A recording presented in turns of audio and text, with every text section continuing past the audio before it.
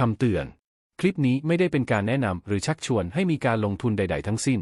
และไม่มีเจตนาในการระดมทุนหรือการฝากเล่นเพื่อผลกำไรการเทรด Forex เป็นกิจกรรมทางการเงินที่มีความเสี่ยง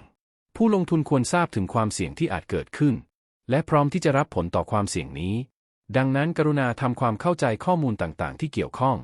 อย่างละเอียดและครบถ้วนก่อนการตัดสินใจลงทุนและควรจะเข้าใจว่าการลงทุนเป็นความรับผิดชอบของคุณเองผู้ลงทุนต้องรับผิดชอบต่อการตัดสินใจของตนเอง